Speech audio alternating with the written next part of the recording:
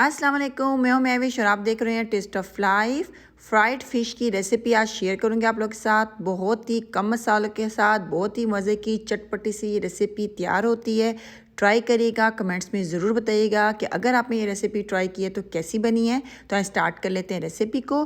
Fried fish बनाने के लिए यहाँ पर देखिए एक बर्तन है, इसमें थोड़ा सा पानी डाल लेंगे और पानी के अंदर डालेंगे थोड़ा सा सिरका और इस पानी में हम अपनी फ़िश को भिगो के 20 मिनट के लिए रख देंगे। मैं किंग फ़िश का इस्तेमाल कर रही हूँ। ये बहुत अच्छी फ़िश होती है फ्राई करने के लिए, क्योंकि इसके अंदर सिर्फ एक बोन होती है, ज़्यादा कांटे नहीं होते हैं।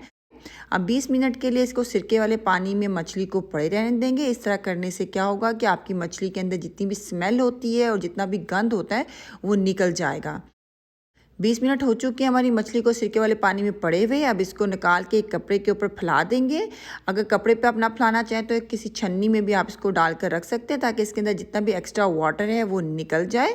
आप देख सकते हैं ये पानी कितना गंदा हो चुका है। हालांकि मैंने मछली को साफ़ करके रखा था सिरके वाले वाटर में, और आप देख सकते हैं सिरके वाला वाटर हमारा कितना ज़्यादा मैला हो चुका है, कितनी गंद इसमें से निकली है।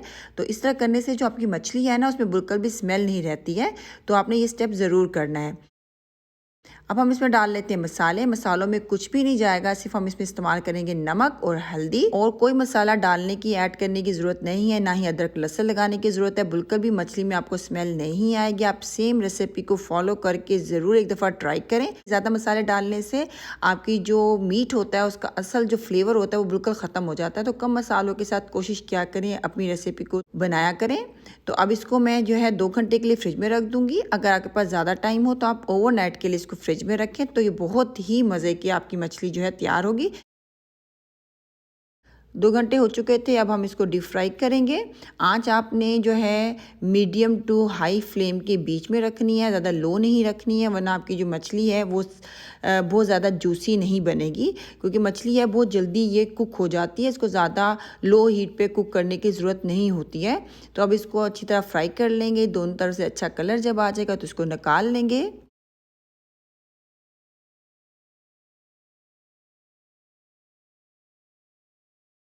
मछली हमारी फ्राई हो गई थी। यहाँ पर देखिए मेरे पास है चाट मसाला, ये मेन इंग्रेडिएंट है इस रेसिपी का। इस चाट मसाले से अच्छी तरह हम फिश को कवर कर देंगे। आपकी मर्ज़ी, आप जितना मज़ेदार चटखारेदार अपनी मछली को बनाना चाहते हैं उतना चाट मसाले का आप इस्तेमाल कर सकते हैं। तो ये चाट मसाला आखिरी में आपने ज़रूर मछली के ऊपर डालना है। तो हमारी फ्राइड फ़िश हो गई है तैयार। ज़रूर ट्राई करिएगा। इंशाल्लाह नेक्स्ट टाइम मिलेंगे एक नई रेसिपी के साथ। अपना ख्याल रखिएगा, दुआओं में याद रखिएगा। अल्लाह हाफ़िज़।